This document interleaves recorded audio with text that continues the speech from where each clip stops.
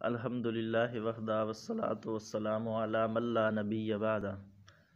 سامعین، آپ کے سامنے ایک عمل رکھنا چاہتا ہوں جس کے فوائد و ثمرات آپ حدیث کی روشنی میں سماعت فرمائیں۔ اذان دینا، اس کی کتنی فضیلت اور کتنا اجر و ثواب والا کام ہے۔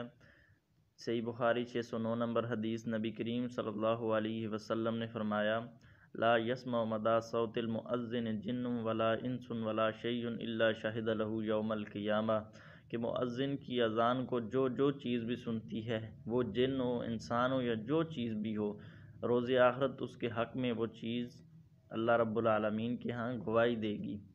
دوسری حدیث سنن نسائی میں نبی کریم صلی اللہ علیہ وسلم نے فرمایا: مؤذن کی اذان کی آواز جس قدر آگے جائے گی اسی قدر زیادہ اس کو بخشش اور مغفرت کا اس کے لیے اعلان کر دیا جائے گا۔ نبی کریم صلی اللہ علیہ وسلم کی ابو داؤد کی حدیث بھی سماعت فرما لیں۔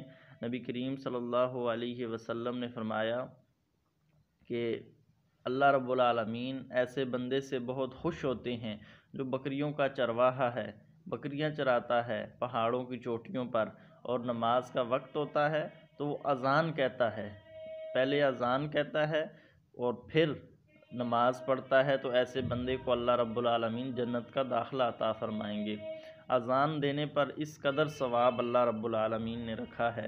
اور ایک انوکھی حدیث سن لیں، نبی کریم صلی اللہ علیہ وسلم نے فرمایا: المؤذنون اطول الناس اعناقا یوم القیامہ۔ صحیح مسلم کی 387 نمبر حدیث ہے۔ آپ صلی اللہ علیہ وسلم فرماتے ہیں: جو اذان دینے والے لوگ ہیں روز آخرت یہ گردنوں کے اعتبار سے سب سے لمبے ہوں گے، ان کی گردنیں لمبی ہوں گی اور تمام لوگوں سے یہ الگ نظر آ جائیں گے کہ یہ لوگ دنیا میں اذان دینے والے تھے، لوگوں کو نماز کی طرف بلانے والے تھے۔ کس قدر عظمت اور فضیلت والا عمل ہے۔